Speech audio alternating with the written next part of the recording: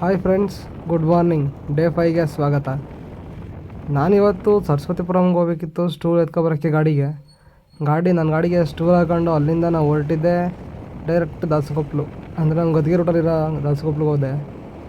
ದಾಸಕೊಪ್ಲಿಂದ ಅಲ್ಲಿ ರೂಪನಗರಕ್ಕೆ ಹೋಗ್ಬೇಕಿತ್ತು. ಅದಕ್ಕೆ ದಾಸಕೊಪ್ಲು ಊರೊಳಗಡೆಯಿಂದ ಹೊರಟಿ ರೂಪನಗರಕ್ಕೆ ಲೆಫ್ಟ್ ಟರ್ನಿಂಗ್ ತಗೊಂಡೆ. ಅಲ್ಲಿಂದ ಹೊರಟಿದ್ದೆ ನಮ್ಮ ಇಂಜಿನಿಯರ್ ಮನೆಗೆ ಹೋಗ್ಬೇಕಿತ್ತು. ಸ್ವಲ್ಪ ಇಂಜಿನಿಯರ್ ಮನೇಲಿ ಆಲ್ಟ್ರೇಷನ್ ಕೆಲಸ ಹಿಡಿದ್ರು, ಅದಕ್ಕೋಸ್ಕರ ಓಡಬೇಕಿತ್ತಲ್ಲ. ಹಾಗೆ ರೂಪನಗರದಿಂದ ಸರ್ ಹತ್ರ ಬಂದೆ.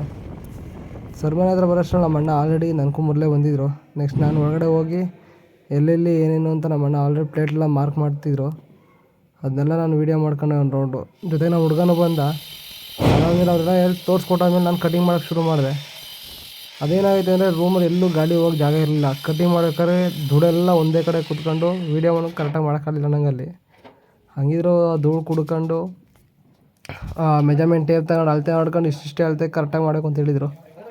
ಅದನ್ನೆಲ್ಲ ಮಾರ್ಕಿಂಗ್ ಮಾಡ್ಕೊಂಡು ಕಟಿಂಗ್ ಮಾಡ್ಕೊತಿದ್ದೆ. ಆದರೆ ಫ್ರೆಂಡ್ಸ್, ನಮ್ಮ ಎಲೆಕ್ಟ್ರಿಕ್ ಕೆಲಸದಲ್ಲಿ ತುಂಬ ಕಷ್ಟ ಅಂದರೆ ಧೂಳು ಕುಡಿಯೋದು ಫ್ರೆಂಡ್ಸ್. ಈ ಧೂಳು ಕುಡ್ದಿನೇ ಅರ್ಧ ನಮ್ಮ ಜೀವ ಹೋಗ್ಬಿಟ್ಟಿರುತ್ತೆ. ಅದಾದ ನಂತರ ಎಲ್ಲ ಕಡೆ ಕಟಿಂಗ್ ಮಾಡಿದೆ. ಕಟಿಂಗ್ ಮಾಡಾದ್ಮೇಲೆ ಅದನ್ನ ಎಲ್ಲ ವೀಡಿಯೋ ಮಾಡ್ಕೊಂಡೆ ಕಟಿಂಗ್ ಮಾಡಿರೋದನ್ನ. ನೆಕ್ಸ್ಟ್ ಕಟಿಂಗ್ ಮಾಡಿರೋದನ್ನ ನಮ್ಮ ಹುಡುಗ ಎಲ್ಲ ಕಡೆಯಿಂದ ಒಂದು ಕಡೆಯಿಂದ ಚಿಪ್ಪಿಂಗ್ ಮಾಡ್ಕೊಂಬರ್ತಿದ್ದ. ಅದಾದ ನಂತರ ಬಾಕ್ಸ್ ಕಟಿಂಗ್ ಮಾಡಿ ಬಾಕ್ಸ್ ಕುಣಿಸ್ಬೇಕಿತ್ತು.